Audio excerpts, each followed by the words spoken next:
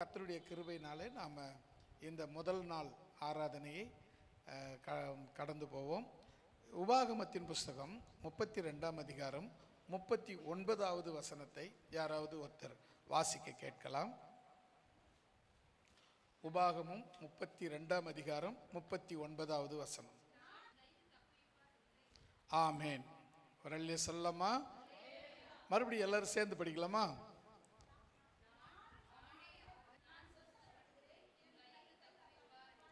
ஒரு 2 பேர் தான் படிச்சிங்க, மற்றவங்களாம் ஏன் படிக்கலன்னு தெரியல.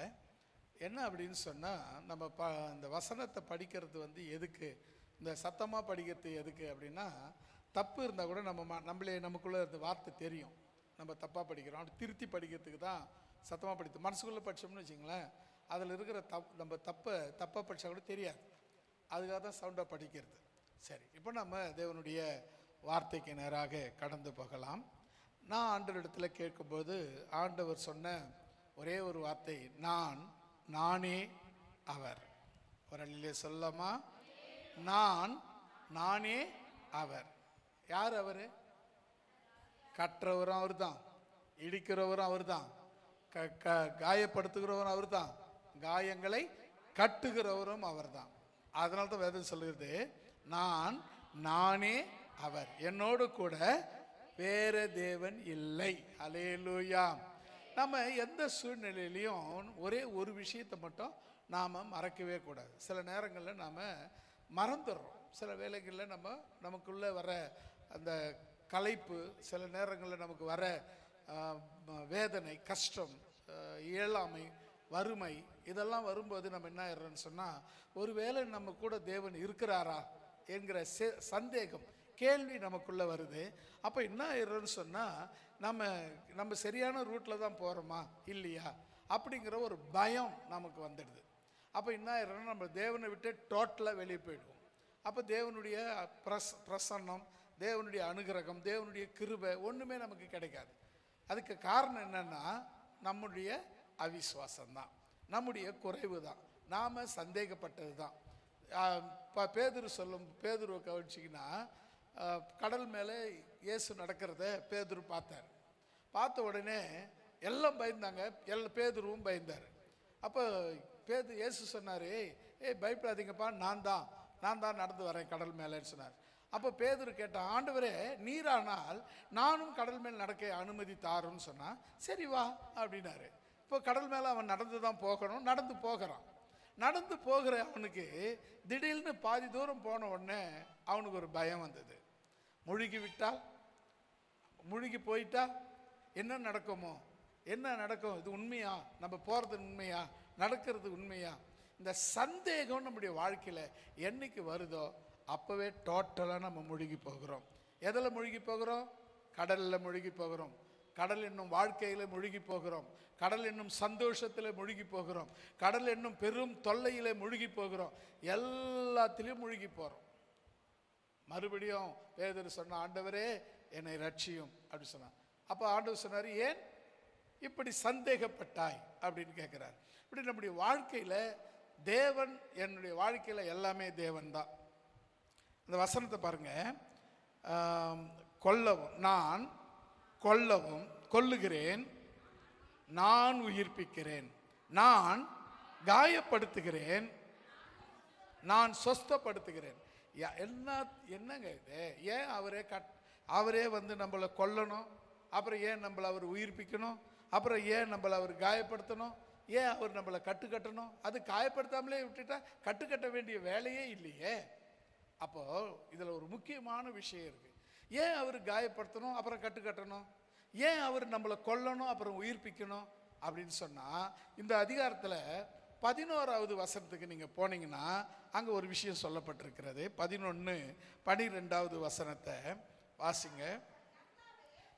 11, கழுகு தன் கூட்டை கலைத்து தன் குஞ்சுகளின் மேல் அசைவாடி தன் செட்டைகளை விரித்து அவைகளை எடுத்து அவைகளை தன் செட்டைகளின் மேல் சுமந்து கொண்டு போகிறது போல கர்த்தர் ஒருவரே அவரை வழி நடத்தினார். அந்நிய தேவன் அவரோடு கூட இருந்ததே இல்லை. அல்லேலூயா. இப்போ நீங்கள் கவனிக்க வேண்டிய விஷயம் என்னன்னு சொன்னால், அதே அதிகாரத்தில் தான் நாம் இந்த ஒரு வசனத்தை முதல்ல நானேங்கிற வசனத்தை எடுத்துக்கிட்டோம். அதில் சொல்லப்பட்டதுன்னா, நான் தான் கொல்றேன், நான் தான் குணமாக உயிர்ப்பிக்கிறேன், நான் தான் காயப்படுத்துகிறேன், நான் தான் சொஸ்தமாக்குறேன் அப்படின்னு சொல்கிறத நாம் அந்த வசனத்தை வெறுமையாக எடுத்துக்கிட்ட போது, ஏன் நீ கொல்லணும், ஏன் உயிர்ப்பிக்கணும், ஏன் நீ காயப்படுத்தணும், எதுக்கு அதை ஆற்றிக்கிட்டு உட்காந்துருக்கணும் அப்படின்னு கேள்வி வரும். ஆனால் 11வது வசனத்தை நீங்கள் வாசிக்கும் பொழுது அதில் ஒரு தெளிவான வார்த்தையை தேவன் நமக்கு வைத்திருக்கிறார். என்னன்னா, கழுகு தன் கூட்டை கலைத்து தன் குஞ்சுகள் மேல் அசைவாடி தன் செட்டைகளை விரித்து அவைகளை எடுத்து அவைகளை தன் செட்டைகளின் மேல் சுமந்து கொண்டு போகிறது போல என்று சொல்லி. இப்போ நீங்கள் கவனிக்கணும், பருந்து கழுகு ஒரு குறிப்பிட்ட காலம், ஒரு அது எல்லாருக்கும் பருவ காலம், அந்த முட்டை போட்டு குஞ்சு பறிக்கிற பருவ காலம். அந்த காலத்தில் அது ஒரு கூடு கட்டும்.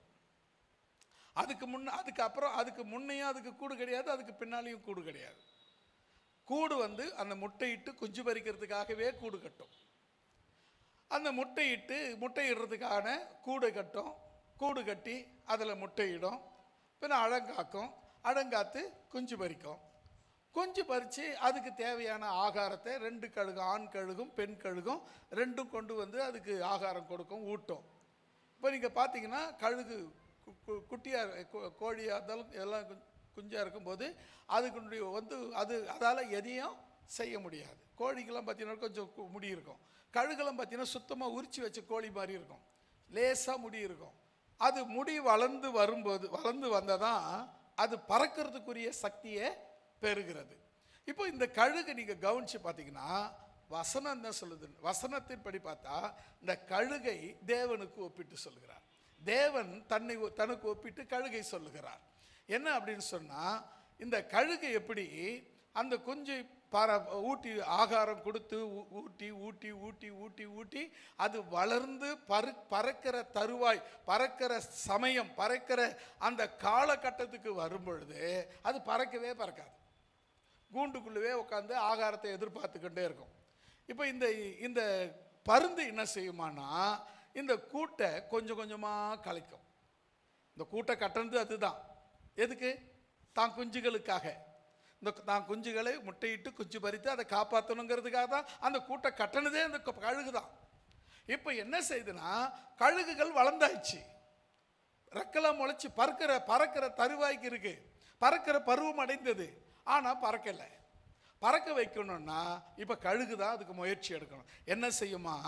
கூட்டை கலைச்சிக்கிட்டே இருக்குமா, கொஞ்சம் கொஞ்சமாக கலைச்சி நடுவில் ஒரு முள் எடுத்து வந்து வைக்குமா.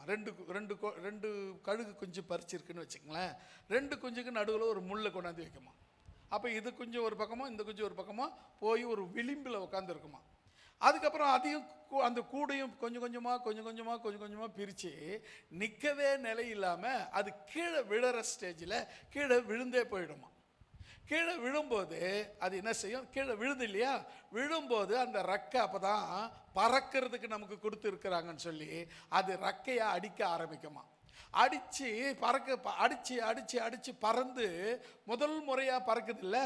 அப்போ அது ரெக்கை கொஞ்ச நேரம் அடித்த உடனே அப்படியே சோர்ந்து போய் அப்படியே ரெக்கையை அடைக்கும். அது அப்படியே கீழே வந்து விழ போகிற நேரத்தில் பருந்து சீக்கிரமாய் கீழே வந்து அதை தன் சிறகுகள் மேல் அப்படியே சுமந்து கொண்டு திரும்ப மேலே பறந்து போகும். பரவாயில்லையே, மேலே கொண்டுச்சு, என் தாய் என் தகப்பனும் என்னை மேலே கொண்டு வந்திருக்காங்க அப்படின்னு சொன்னால் அங்கே எதுவுமே பத்திரப்படுத்தினாங்கன்னா இல்லை, அங்கேருந்து தொப்பிட்டு விட்டுடுச்சு. அங்கேருந்து அந்த கழுகை விட்டுடுச்சு. அந்த கழுகு அந்த கழுகு குழிஞ்சு திரும்ப பறந்து கீழே சோர்ந்து சிறகுகள் சோர்ந்து கீழே விழ போகிற தருவாயில் மறுபடியும் அந்த கழுகு அதை தன்னுடைய செட்டைக்கு கீழே சுமந்து கொண்டு மறுபடியும் மேலே போகும். அந்த மேலே போகிற நேரம் தான் அதுக்கு இளைப்பாறுதல். அந்த மேலே போகிற அந்த நேரம் தான் அந்த ரெக்கைக்கு ரெஸ்ட்டு. மேலே கொண்டு போய் திரும்ப அங்கேருந்து விட்டுடும். இப்படியே பல முறை அதை கொண்டு போய் விட்டு அந்த கழுகு தானாய் பறந்து வேற கிளையில போய் உட்காருகிற வரையிலும் அந்த கழுகு அதை பறக்க வைப்பதற்காக தன் கூட்டை கலைக்கிறது போல தேவன் உன்னை கொல்லுகிறார், உன்னை உயிர்ப்பிக்கிறார், உன்னை காயப்படுத்துகிறார், உன்னை சுகமாக்குகிறார். அல்லேலூயா. இப்போ நீங்கள் கவனிச்சிங்கன்னு சொன்னால் கழுகை நீங்கள் கவனிக்கணும். கழுகை பார்த்தீங்கன்னு சொன்னால் பார்த்தீங்கன்னா கழுகு அவ்வளோ பெரிய என்ன விசேஷமா அப்படின்னா, கழுகு தேவனுக்கு ஈக்குவலாக பற்றி சொல்லப்பட்டிருக்க. கழுகு நமக்கும் ஈக்குவலாக சொல்லப்பட்டிருக்கு, மனுஷனுக்கு ஈக்குவலாக அது. நான் என்ன கேட்டால் சொல்லுவேன், நமக்கு அது ஈக்குவல் இல்லை, அதுக்கு நாம் ஈக்குவல் கிடையாது, அதுக்கு நாம் சமம் கிடையாது. கழுகினுடைய சில தன்மைகள் நம்முடைய அறிவுக்கும் புத்திக்கும் எட்டாத ஒரு உயரம். இந்த கழுகை குறித்து ஒரு சில காரியங்களை நான் உங்களுக்கு சொல்கிறேன். முதல்ல கழுகு பார்த்தீங்கன்னா தனித்தன்மையானது.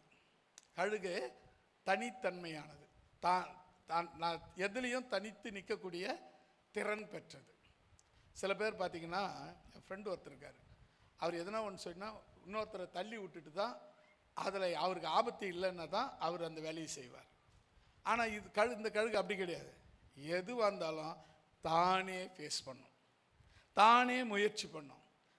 எதுவாக இருந்தாலும் என்னால் நடந்ததாக இருக்கணும், எதுவாக இருந்தாலும் நான் செய்ததாக இருக்கணும், எதுவாக இருந்தாலும் அது என்னுடையதாக இருக்கணும் அப்படிங்கிற அந்த கழுகு தனித்தன்மை உடையது.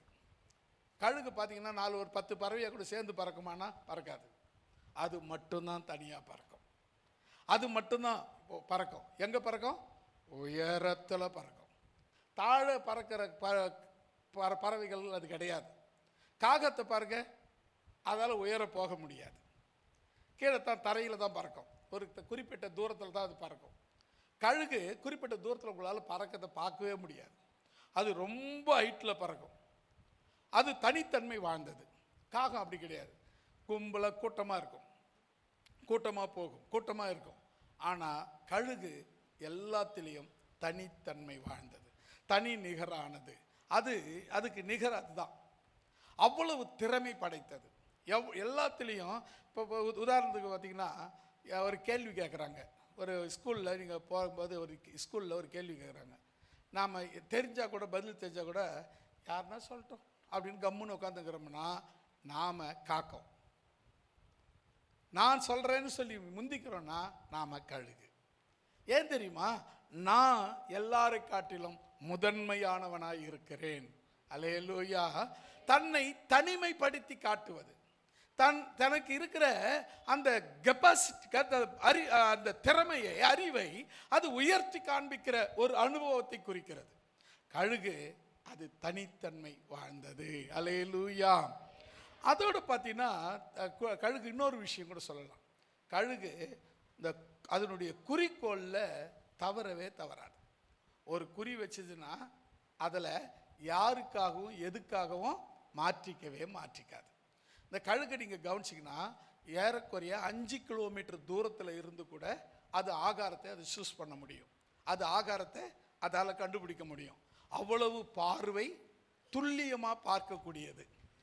அந்த பார்வை, அந்த ஆகாரத்து மேலே குறி வச்சிச்சு சொன்னால் என்ன தடை வந்தாலும், எது எதிர வந்தாலும், எது என்ன நடந்தாலும் எதை பற்றியும் கவலையே படாது. அது நினச்ச அந்த ஆகாரத்தை போய் எடுக்கிற வரையிலும் அதனுடைய சிந்தனை மாறவே மாறாது. அல்லேலூயா. நீங்கள் கவனித்து பார்த்தீங்கன்னா நாயை பார்த்துருப்பீங்க, ஓடிக்கினே இருக்கும். திடீர்னு லெஃப்டில் ஓடும், திடீர்னு ரைட்டில் ஓடும், திரும்பி ரிவர்ஸில் ஓடிடும். ஏன் ஓடிச்சின்னு அதுக்கும் தெரியாது, ஏன் ஓடி இருந்துச்சுன்னு நம்மளுக்கு பார்க்குற நமக்கும் தெரியாது. ஆனால் கழுகு அது போல் நிமிஷத்துக்கு ஏற்ற மாதிரி தன் சிந்தனையை மாற்றிக்கொள்ளக்கூடியது அல்ல. நீங்கள் கழுகை பார்த்தீங்கன்னா, நான் இது என் சாப்பாடு அப்படின்னு முடிவு பண்ணிடுச்சுன்னா அதை சாப்பிட்டே தீரும். நம்ம சில நேரங்களில் பார்த்தீங்கன்னா அது நமக்கு கிடைக்காது. ரொம்ப இப்போ கடலில் மீன் பிடிச்சிருக்கிறத பார்த்துருக்கீங்களா? கடலில் அது மீனை பிடிக்கும், அருமையாக பிடிக்கும். மேலே பறந்துக்கிற கழுகு அதி சீக்கிரமாய் வந்து அப்படியே அந்த மீனை 2 காலில் அப்படியே கப்பி பிடிச்சிக்கிட்டு பறந்து மேலே போய்கினே இருக்கும். எப்படி அந்த அவ்வளோ ஆழத்தில் இருக்கிற மீன் அதுக்கு கண்ணுக்கு தெரிஞ்சுது, எப்படி அது குறி வச்சுது, எப்படி அது பறந்து வந்தது, எப்படி அதை பிடிச்சது, எப்படி அது, இதுதாங்க அந்த கழுகுனுடைய மேன்மையான தன்மை. அந்த ஒரு குறிநோக்கு பார்வை, அந்த எடுத்த காரியத்தில் ஒரே நேர்மையாக இருக்கிறது, ஒரே நோக்கமாக இருக்கிறது. சில நேரத்தில் நம்ம ஆட்கள்லாம் பார்த்திங்கன்னா கொஞ்சம் தூரம் போவாங்க, கிடைக்குமோ கிடைக்காதோ சரி போயிடலாம், நடக்குமோ நடக்காதோ சரி வந்துடலாம். இப்படி இந்த முன்னுக்கு பின் புறனாக யோசிக்கிற தன்மை இந்த கழுகு கிட்ட கிடையாது. நினைச்சதுன்னா முடிச்சிடும், நினைச்ச காரியத்தை முடிக்கிற திராணி அந்த கழுகுக்கு உண்டு. அல்லேலூயா. அப்போ ஒரு நல்ல விசுவாசி எப்படி இருப்பாங்க, நல்ல ஒரு தேவனுடைய பிள்ளை எப்படி இருப்பாங்கன்னா, அவங்க முதல்ல தனித்தன்மை வாழ்ந்தவங்கள இவங்களை பார்த்து தான் அவங்க கற்றுக்கணும். நீங்கள் சில பேர் பார்த்தீங்கன்னா மற்றவங்களை பார்த்து இவங்க கற்றுக்குவாங்க. அவங்க வந்து இப்படி ஒரு ட்ரெஸ் பண்ணாங்கன்னா அதேமாரி நாம் ட்ரெஸ் பண்ணணும். நீ தனித்தன்மையாக உன்னை பார்த்து தான் மற்றவங்க கற்றுக்கிடணும். நீ மற்றவங்களுக்கு டீச்சராக இருக்கணும், மற்றவங்களுக்கு நீ தான் போதகராக இருக்கணும், மற்றவங்க உன்னை பார்த்து தான் கற்றுக்கிடணும். நீ மற்றவங்கள பார்த்து கற்றுக்கிட்டீங்கன்னா நீ கழுகினுடைய தனித்தன்மை உங்கள்கிட்ட இல்லை. அந்த இறையை தேடுற அந்த குறி, ஒரே நோக்கு பார்வை, ஒரே குறிக்கோள், அந்த எந்த எதுக்காகவும் அதை தன்னை மாற்றிக்காது. எந்த ஒரு இடைபாடுக்கும் திடீர்னு காற்று அடிக்குதுங்க, அந்த காற்று நான் காற்று அடிச்சு விட்ட பேர் போகிறேங்க அப்படிலாம் யோசிக்காது. அது எடுத்த முடிவில் ஒரே நேர்மையான குறிக்கோளோடு கூட அது கடந்து செல்லக்கூடியதாக இருக்கிறது. மூன்றாவது, அதுக்கு பயமே கிடையாது. அதுக்கு பயமே கிடையாது. ஒரு பாம்பை போய் கவ்வி தூக்குதுங்க, பாம்பு கடிக்குமா? கடிக்கும். பாம்பு கடிக்கணும் கழுகுக்கும் தெரியும். ஆனால் அந்த பாம்பை அது கொத்தி தூக்கிட்டு போகுது. அதுக்கு என்ன இல்லை, இப்போ என்ன இல்லை, பயம் இல்லை. சில நேரத்தில் நம்ம ஒரு வேலைக்கு போவோம், வேலைக்கு போய்கிட்டு செய்துனே இருப்போம், பயம் வந்துடும். ஒரு காரியத்தை செய்வோம், பயம் வந்துடும். ஒரு செயலை செய்வோம், பயம் வந்துடும். ஒரு ஊருக்கு போவோம், பயம் வந்துடும். ஒரு ஏதாவது ஒன்று நம்ம செய்யணும்னு நினைப்போம், பயம் வந்துடும். உண்மையாக சொல்கிறேன் அருமையான தேவனுடைய பிள்ளைகளே, தேவன் உங்களை குறித்து சொல்கிற ஒரு காரியம் என்னன்னா, பயப்படாதே. அல்லேலூயா. இன்னைக்கு இந்த பெந்தகோஸ்தே நாளிலே உங்களுக்கு நான் சொல்லிக் கொடுக்கிற மிக முக்கியமான ஒரு விஷயம் என்னன்னு சொன்னால், கழுகை போல தனித்தன்மையாய் இருங்கள். கழுகை போல வச்ச குறி தப்பாமல் நீங்கள் எடுத்த காரியம் நிறைவேற்றுகிற வரை அதே நோக்கமாக இருங்க, அதே நோக்கமாய் ஜெபிங்க. கிடைக்கிற வெறும் ஜெபிச்சுக்கிட்டே இருப்பேன்னு சொல்லி ஜெபிக்கிறவங்களா இருங்க. மூணாவது, நீங்கள் எதுக்கும் பயப்படவே கூடாது. ஏன் நீங்கள் பயப்படக்கூடாது அப்படின்னா, நீங்கள் உங்களுடைய ஆண்டவர் உங்களோடு கூட இருக்கிறார். அல்லேலூயா. இந்த 39வது வசனத்தை பாருங்களேன். நானே அவர், வாசிங்க அந்த வசனத்தை. என்னோட வேற தேவன் இல்லை. பக்கத்தில் சப்போர்ட்டுக்காகவோ சைடுக்காகவோ வேற யாரும் என் கூட கிடையாது. நான் மட்டும்தான். நீங்க எதுவா இருந்தாலும் நீங்க என்ன பண்ண வேண்டியதில்லை, பயப்பட வேண்டியதில்லை. ஒரு வேலையை ஆரம்பிக்கிறீங்க, பயப்பட வேண்டியதில்லை. ஒரு காரியத்தை செய்யறீங்க, பயப்பட வேண்டியதில்லை. ஒரு காரியத்தை நீங்க ஒரு பொருளை வாங்கணும்னு நினைக்கிறீங்க, பயப்பட வேண்டியதில்லை. ஏன் அப்படின்னா, நீங்க ஆராதிக்கிற தேவன், நீங்க வாங்கறதுக்கு முன்னே, ஒரு செயலை செய்யறதுக்கு முன்னே, இப்போ ஒரு வீடு கட்டுறதுக்கு முன்னே என்ன பண்ணுவோம்? நீங்கள் வீடு கட்டுறீங்க, என்ன பண்ணுவீங்க? ஒரு வீடு கட்டணும், நீங்கள் ஆசைப்படுறீங்க வீடு கட்டணும்னு, என்ன பண்ணுவீங்க?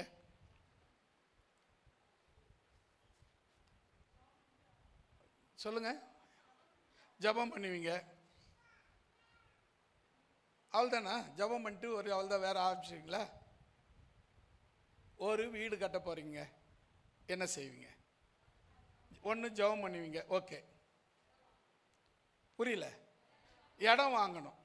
இடம் வாங்கிறதுக்கு பணம் வேணும். பணத்தை சம்பாதிக்கணும். பணம் சம்பாரித்து ரெண்டாவது, மூணாவது இடம் வாங்கணும். இடம் வாங்கிட்டீங்க, அப்புறம் வீட்டை எப்படி கட்ட வேண்டும் என்று திட்டமிட வேண்டும். பிளான். வீட்டை எப்படி கட்ட வேணும், வாசல் எந்த பக்கம் வைக்கணும், தெருவாசல் எந்த பக்கம் வைக்கணும், பிட்வாசல் எந்த பக்கம் வைக்கணும், ஜன்னல் எந்த பக்கம் வைக்கணும், கிச்சன் எந்த பக்கம் வைக்கணும், பெட்ரூம் எந்த பக்கம் வைக்கணும், டாய்லெட் ரூம் எந்த பக்கம் வைக்கணும்னு இதை முதல்லயே திட்டமிட வேண்டும், பிளான் பண்ண வேண்டும்.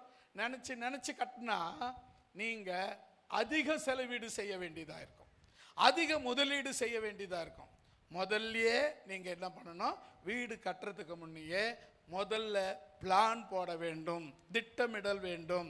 திட்டமிட்ட பிறகு அதுக்கப்புறம் தான் நீங்கள் ஆளை தேடணும், அதுக்கப்புறம் வேலை செய்யணும். இல்லைன்னு சொன்னால் இதெல்லாம் இல்லைங்க அப்படின்னா நீங்கள் பயப்பட வேண்டியது அவசியமே. அவசியம் பயப்படணும். என்ன நடக்குமோ பயப்படணும், எது நடக்குமோ பயப்படணும்.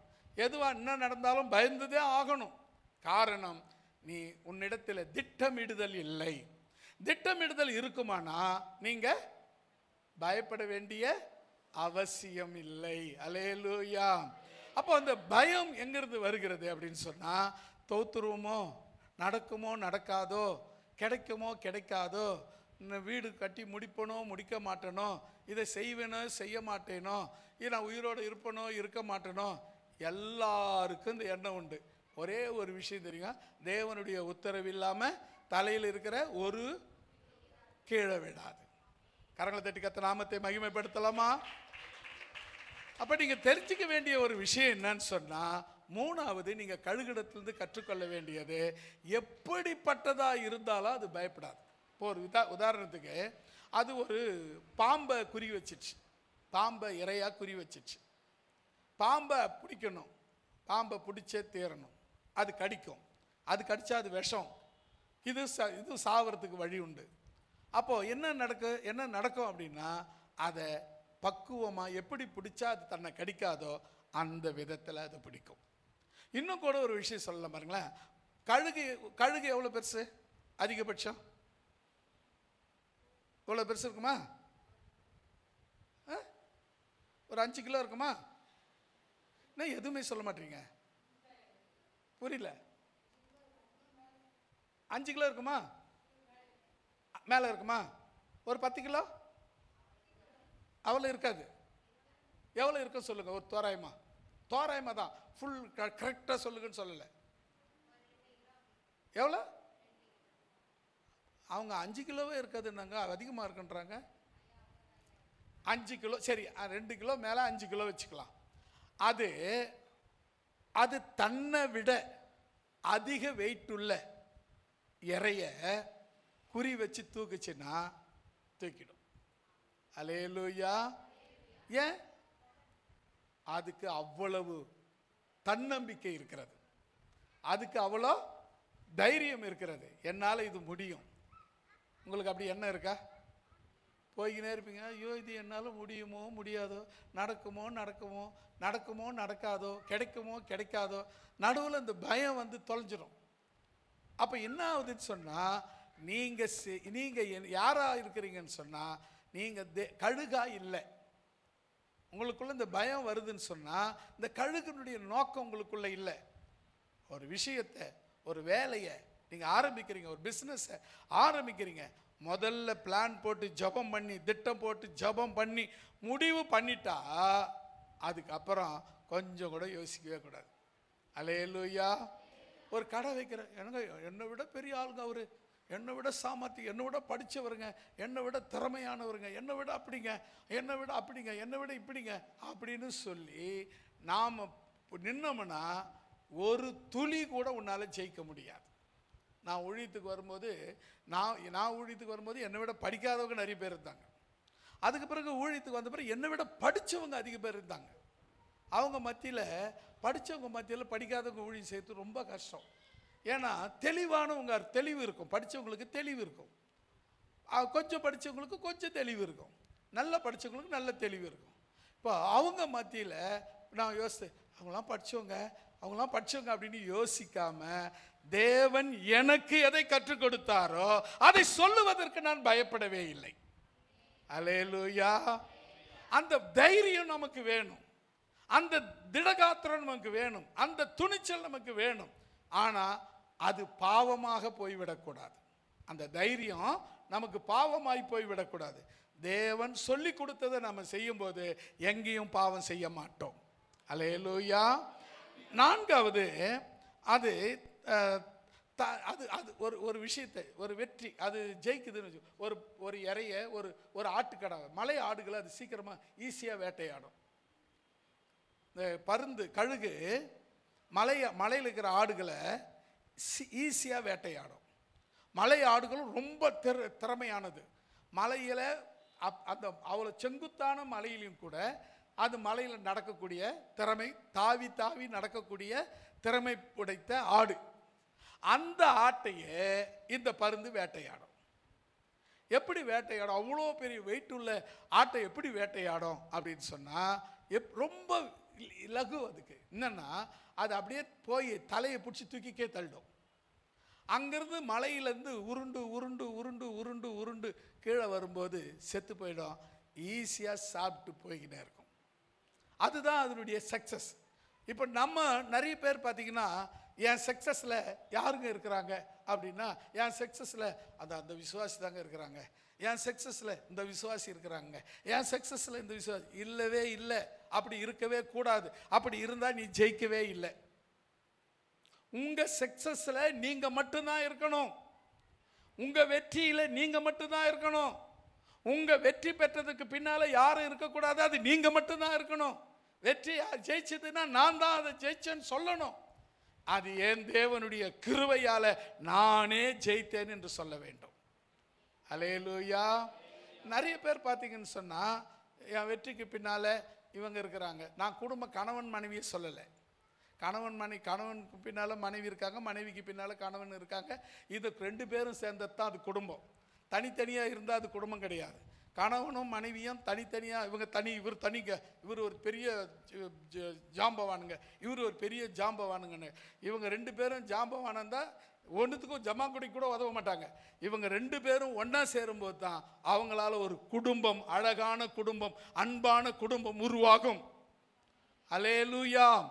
இல்லைன்னா நான் ஜாம்பவாங்கன்னு சொல்லி ஒரு சாம்பாருக்கு கூட லாக்கி இல்லாத போயிடுவாங்க. அதே அந்த ஜாம்பவான் இன்னொரு ஜாம்பவானோடு சேரும்போது அவர் அழகான குடும்பத்தை அவர்கள் கட்டி உருவாக்குகிறார்கள். அல்லேலூயா. சக்சஸ் யாருக்கு? இதுல கணவன் மனைவியில் சக்சஸ் யாருக்கு? கணவனும் மனைவிங்க. இதுல இவர் மூலமா இவரா, இவர் மூலமா இவரா? இல்லைங்க. கடைசியாக கணக்கிட்டு பார்த்தீங்கன்னா பிள்ளைங்களால தான் நீங்கன்ற மாதிரி வந்துருக்கு. விடையை பாருங்கள், கூட்டி கழித்து கணக்கு போட்டு பாருங்கள். விடை பிள்ளைகள்னு முடியும். அந்த பிள்ளைகளை வளர்த்து நல்ல ஒரு நிலைமையில் கொண்டாந்து நீங்கள் நிறுத்தினா நீங்கள் ஜெயிச்சவங்களாக மாறுறீங்க. இல்லைன்னா உங்கள் லைஃப் ஃபெயிலியர். நீங்கள் ஒரு நாள் வாழ்ந்த வாழ்க்கை வேஸ்ட்டு. நீங்கள் நடந்து வந்த பாதை வேஸ்ட்டு. ஒரே ஒரு காரியம், நான் வாழற வாழ்க்கை அது ஃபைனல் முடிக்கணும். நான் வாழ்ந்தேன், பாருங்க, என் பொண்டாட்டிக்கு ஒன்றுமே தெரியாதுங்க, அவங்க ஒன்றும் கிடையாதுங்க. இல்லை இல்லை இல்லை இல்லை, நீயும் அவங்களும் சேர்ந்தாதான் அது குடும்பம்.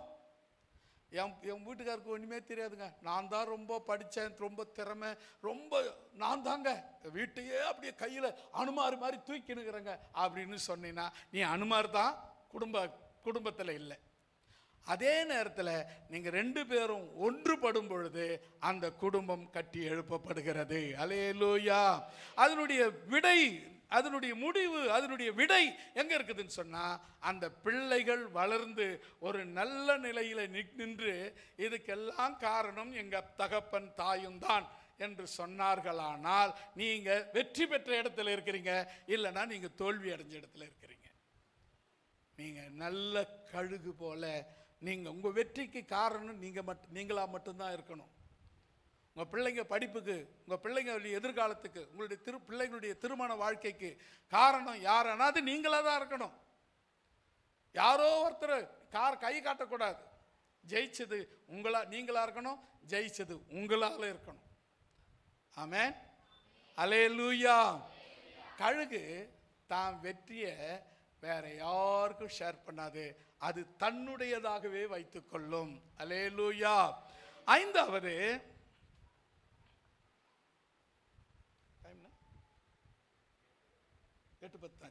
ஐந்தாவது என்னன்னா, அது புது பலன் அடைகிற வரையிலும் காத்திருக்கும்.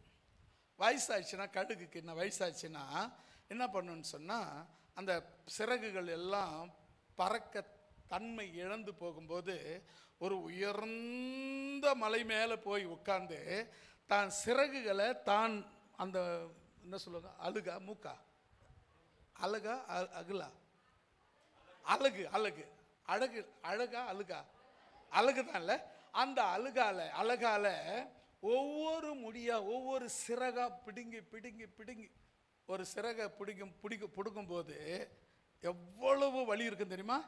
அத்தனை வலியும் பொறுத்துக்கிட்டு எல்லா முடியும் பிடுங்கிடும். உரிச்ச கோழி மாதிரி இருக்கும். அதுக்கு பிறகு தன் நகங்களை அதுவே பிடுங்கிடும். அந்த பலமே அதுக்கு நகமும் மூக்கும் தான், அழகு தான். அதையும் என்ன பண்ணும், மூக்கை அந்த கல் மேலே ஒட்டி குட்டி குட்டி குட்டி உடைச்சி அந்த மூக்கையும் உடச்சி எடுத்துரும், அழகையும் மூக்கு உடச்சி எடுத்துரும், நகங்களையும் பிச்சு எடுத்துரும்.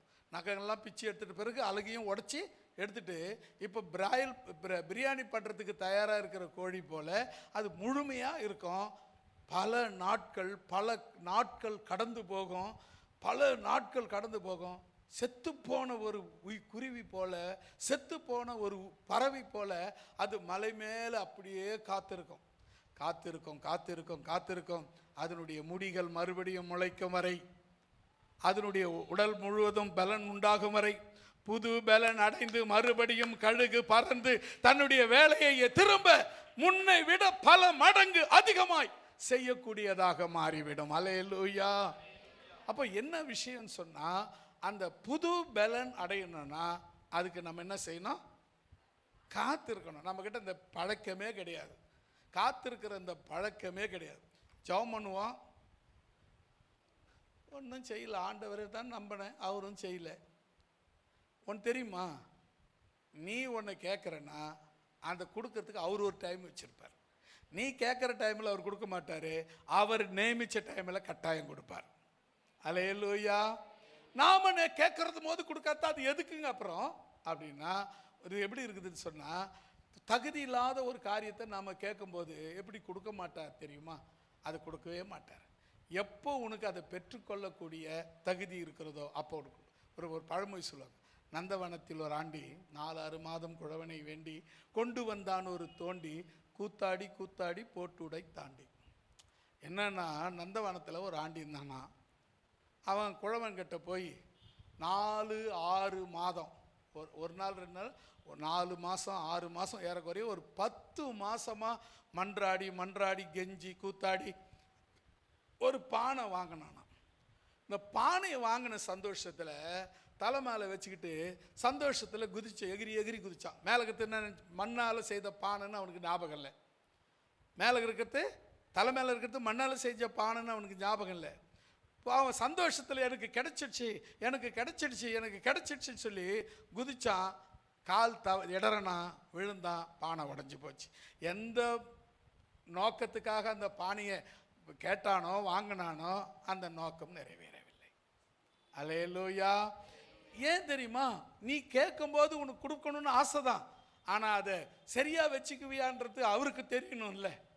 அதுதான் அங்கே காரணம், தடைப்படுறதுக்கு காரணம் அதுதான் காரணமே தவிர கொடுக்கக்கூடாது என்பது என் தேவனிடத்தில் இல்லவே இல்லை. உனக்கு கொடுக்கறதுக்கு மட்டும்தான் அவருடைய வாழ்க்கையை அர்ப்பணித்தார். உனக்கு கொடுக்கறதுக்காக தான் அவருடைய வாழ்க்கையை அவர் மாற்றி அமைச்சுக்கிட்டார். உலகத்தில் பரலோகத்தில் வாழ்ந்த தேவன் உனக்காக எனக்காக இந்த மண் உலகத்தில் ஒரு மனுஷன் வயிற்றில் குழந்தையாக பிறந்து ஒரு குழந்தையாக வளர்றது எவ்வளோ கஷ்டமோ, அவர் எல்லா கஷ்டத்தையும் குழந்தைய போல பட்டு அனுபவித்து அம்மா சீராட்டு பாராட்டு எல்லாத்தையும் பார்த்து வளர்ந்து பசிக்கு அழுது, தாகத்துக்கு அழுது, சாப்பாட்டுக்கு அழுது, எல்லாத்துக்கும் அழுது. ஏன் பணக்காரன் வீட்டில் பிறந்தா இந்த இது கிடையாது, பணக்காரன் வீட்டில் பிறந்தா சாப்பாட்டுக்கு அழ வேண்டிய அவசியம் கிடையாது. இவர் பிறந்தது ஏழை வீட்டில் பிறந்தார். தினம் போய் வேலை செய்தாதான், தச்ச வேலை செய்தாதான் கூலி, அதை வாங்கி அந்த தான் சாப்பாடு. அப்படிப்பட்ட வீட்டில் பிறந்துட்டார். அவர் அப்பா சம்பாதிச்சு வேலைக்கு போய் சம்பாதிச்சு எடுத்து கொடுத்து அவர் சமைச்சு சாப்பாடு அம்மாவுக்கு ஊட்டி இப்படிப்பட்ட நிலைமையில் வளர்ந்த ஆண்டவர் உனக்கு கொடுக்கணும்னு நினைக்கிறதுக்காகத்தான் அந்த பரத்தை விட்டே இந்த பூமிக்கு இறங்கி வந்தார். அல்லேலூயா. இந்த கழுகு கவனிச்சு பார்த்துக்குங்க. இந்த கழுகு எப்படி தன் கூட்டை கலைச்சி தன் குஞ்சுகளை பறக்க வைக்கிறது போல தேவன் இந்த நாட்களில் உங்களை பறக்க வைக்கிறவராக, கழுகை குஞ்சுகளை போல உங்களை பறக்க வைக்கிறதுக்காக, உங்களை உயர்த்துகிறதற்காக, உங்களை உயர்வுள்ளவர்கள் ஆக்குறதற்காக, உங்களை பலமுள்ளவர்களாக மாற்றுகிறதற்காக, உங்களை ஒரு தனிப்பட்டவர்களாக நிறுத்துவதற்காக, தனித்தன்மை வாழ்ந்தவர்களாக நிறுத்துவதற்காக உங்களை தேவன் அவரை தன்னை அர்ப்பணித்து உங்களை உருவாக்கி இருக்கிறார். அல்லேலூயா. இந்த கழுகு எப்படி, நான் மறுபடியும் உங்களுக்கு ஞாபகப்படுத்த விரும்புகிறேன். கழுகினுடைய தன்மை ஒவ்வொன்றிலும் தனித்துவமானது. அதுக்கு நிகர் அது மட்டுமே. ரெண்டாவது, அது வெச்ச குறி தப்பவே தப்பாது. அவ்வளோ குறிக்கோள் உடையது. எதுலேயும் ஒரு குறிக்கோள் உடையது. இப்படி போய் போகலாம், அப்படி அப்புறம் போய்க்கலாம் அப்படின்னு திரும்பாது. வெச்ச குறி அது திருப்புவதே கிடையாது. மூன்றாவது, பயம் அறியாதது. பயமே கிடையாது அதுக்கு. பாம்பு குத்தினாலும் பயம் கிடையாது, ஆட்டை பிடிச்சாலும் பயம் கிடையாது, நரியை பிடிச்சா கூட அதுக்கு பயம். நரியை கூட ஈஸியாக கேட்ச் பண்ணி கொண்டு போயிடும். பிடிச்சி தலையை பிடிச்சி தூக்கி உயரமாக எடுத்து போய் ஒரு மலை மேலே டொம்முன்னு போடும்.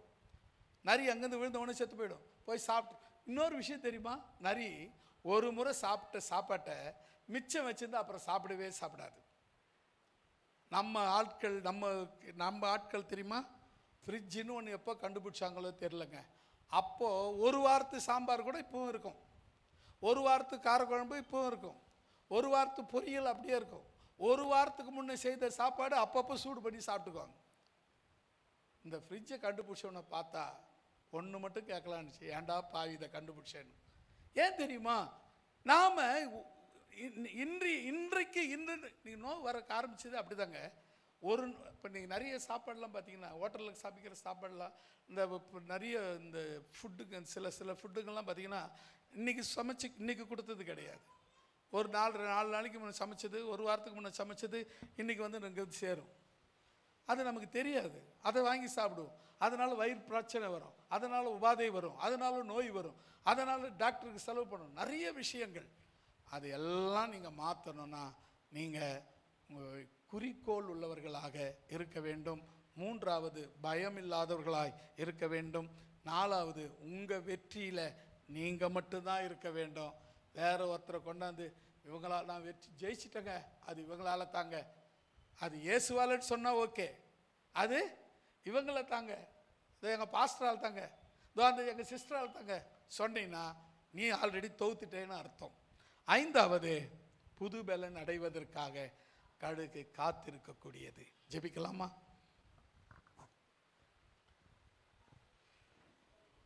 எல்லாரும் முழங்கால் படிட்டு அல்லது எழுந்து நின்று ஆண்டவரை நோக்கி பார்க்கலாமா? ஹல்லேலூயா, ஹல்லேலூயா, ஹல்லேலூயா, ஹல்லேலூயா, ஹல்லேலூயா, ஹல்லேலூயா, ஹல்லேலூயா, ஹல்லேலூயா. நானே கர்த்தர், வேறு ஒருவர் என்னோடு கூட இல்லை. நான் கொல்லுகிறவரும் குணமாக்குகிறவரும் காயம் கட்டுகிறவரும் குணமாக்குகிறவராக உயிர்ப்பிக்கிறவருமாயிருக்கிறேன் என்று சொன்ன ஆண்டவர், அதற்கு முன்னணியாக வேதத்திலே சொல்லியிருக்கிற கழுகை போல அவர் கழுகு தன் கூட்டை கலைத்து தன் குஞ்சுகளை பறக்க வைக்கிறது போல, தன் குஞ்சுகளை தன்னுடைய சிறகுகளின் மேல் சுமக்கிறது போல அவர் உன்னை சுமக்கிறார் என்று எழுதியிருக்கிற இந்த வேத வசனத்தின்படி ஆண்டவரே, இந்த நாளிலே உம்முடைய பிள்ளைகளை உம்முடைய கரத்திலே ஒப்பு கொடுக்கிறேன். கரங்களை தட்டி கர்த்தருடைய நாமத்தை மகிமைப்படுத்துங்க. அவருடைய வல்லமை உங்கள் மேலே இறங்கி வரட்டும், அவருடைய பரிசுத்தம் உங்கள் மேலே இறங்கி வரட்டும், அந்த பெந்தகோஸ்தே அனுபவம் உங்கள் மேலே இறங்கி வரட்டும், அந்த பெந்தகோஸ்தே வல்லமை உங்கள் மேலே இறங்கி வரட்டும், இந்த பெந்தகோஸ்தே ஆவியின் வல்லமை ஆவியின் அனுகிரகம் உங்கள் மேலே இறங்கி வரட்டும். ஒவ்வொருவர் மேலையும் தேவனுடைய அன்பு அன்பு அன்பு அன்பு ஐக்கியம் வல்லமை இறங்கி இறங்கி இறங்கி இறங்கி வரட்டும். ஓரியா ஷபல தரபனிமே ரெக்கபா ஷலதரா வல்லமை வல்லமை வல்லமை வல்லமை வல்லமை வல்லமை ஒவ்வொருவரையும் இயேசுவின் நாமத்தினாலே ஒவ்வொருவரையும் பலப்படுத்துவீராக, ஒவ்வொருவரையும் நிலைநிறுத்துவீராக, ஒவ்வொருவரையும் ஜெயமுள்ளவர்களாய் மாற்றுவீராக, ஒவ்வொருவரையும் தனித்தன்மை உள்ளவர்களாய் மாற்றுவீராக, ஒவ்வொருவரும் அவர்கள் வைத்த குறிக்கோளிலே தவறாதவர்களாய் மாற்றுவீராக, பயம் அறியாதவர்களாய் மாற்றுவீராக, அவர்கள் ஜெயித்த ஜெயம் அவர்களுடையதாய் மாற்றுவீராக. ஆண்டவரே, தன்னை கர்த்தாவே தன்னுடைய பலப்படுத்திக் கொள்ளும்படி, புது பலன் பெற்றுக் கொள்ளும்படி கழுகு காத்திருந்தது போல தாங்கள் காத்திருந்து புது பலனை பெற்றுக்கொள்ள அவர்கள் மேலும்படி ஆவியை ஊற்றுவீராக, வல்லமையை ஊற்றுவீராக, உங்க பரிசுத்தத்தை ஊற்றுவீராக, உங்க அக்கினி அபிஷேகத்தை ஊற்றுவீராக, உங்களுடைய வல்லமையை ஊற்றுவீராக, உங்க பராமரிப்பை ஊற்றுவீராக, உங்க பரிசுத்தத்தை ஊற்றுவீராக. அக்கினி மயமான ஆவியானவர் இறங்கி ஆளுகை செய்வீராக, பலத்தால் இடைக்கட்டி காத்துக்கொள்வீராக. சத்திய ஆவி ஒவ்வொருவர் மேலும் வந்து அமரட்டும் இயேசுவின் நாமத்திலே. தடைகள் உடையட்டும், தடைகள் உடையட்டும், தடைகள் உடையட்டும். பறக்கிற திறமையை தேவன் உங்களுக்கு கொடுப்பாராக. கழுகு தன் குஞ்சுகளை பறக்க வைப்பதற்காக தன் கூட்டை கலைக்கிறது போல உன்னுடைய வாழ்க்கையில வருகிற பிரச்சனைகள், உன் வாழ்க்கையில வருகிற நிடறல்கள், உன் வாழ்க்கையில வருகிற சிக்கல்கள், உன் வாழ்க்கையில வருகிற பிரச்சனைகள் உன்னை அலைய வைப்பதற்கு அல்ல, உன்னை அலைய வைப்பதற்கு அல்ல, உன்னை பறக்க வைப்பதற்காகவே, உன்னை இடைக்கட்டுவதற்காகவே, உன்னை ஊன்ற நிறுத்துவதற்காகவே. ஐயோ, இவ்வளவு சோதனை, இவ்வளவு வேதனை, இவ்வளவு கஷ்டம், என்னத்துக்கு எனக்கு இவ்வளவு வேதனை? நான் இயேசு சாமியை ஏற்றுக்கொண்டேனே, என் இயேசுவை நான் ஆராதிக்கிறேனே, நான் ஜெபிக்கிறேனே, நான் இப்படி செய்கிறேனே, ஏன் என்னுடைய வாழ்க்கையில உபத்திரவம், ஏன் என் வாழ்க்கையில போராட்டம், ஏன் என் வாழ்க்கையில பிரச்சனை என்று கலங்கிக் கொண்டிருக்கிற என் அருமை சகோதரனே, என் அருமை சகோதரியே, கர்த்தர் சொல்லுகிறார், கழுகு தன் குஞ்சுகளை பறக்க வைப்பதற்காக தன் கூட்டை கலைக்கிறது போல கலைத்து அதை சோர்ந்து போகிற பொழுது தன் சிறகுகளாலே சுமந்து கொண்டு போவது போல அந்த கழுகு தனியாய் தன்னிச்சையாய் பறக்கிற வரையிலும் அந்த கழுகு சுமந்து சுமந்து சுமந்து சுமந்து பறக்க வைக்கிறது போல உன்னையும் தேவன் இந்த நாளிலே பறக்க வைத்துக் கொண்டு இருக்கிறார். உன்னை கற்றுக் கொடுத்து இருக்கிறார், உபத்திரவத்துக்கு உட்படுத்தி இருக்கிறார். ஜெயம் எடுக்கிற வரையில் உன்னை விடமாட்டார், ஜெயிக்கிற வரையிலும் உன்னை விடமாட்டார். அவர் கரங்களை கெட்டியாய் பிடித்துக்கொள், அவர் கால்களை கெட்டியாய் பிடித்துக்கொள். அவர் உன்னை கைவிட மாட்டார், அவர் உன்னை விட்டு விலக மாட்டார். அவர் உன்னோடு கூட இருக்கிறார். அவர் உன் தேவன், அவர் உன் தேவன். அவர் உன்னை கைவிட மாட்டார். அவரை பற்றி கொள்ளுகிற யாவர் மேலும் அவருடைய கரம் வந்து அமருகிறது. ரீபாலமாந்தரபு ஷக்கரபாலமாந்தரா லீபாரமாந்தரா ஷபலதரா நீனமௌரியா கரபா. ஹல்லேலூயா, ஹல்லேலூயா, ஹல்லேலூயா.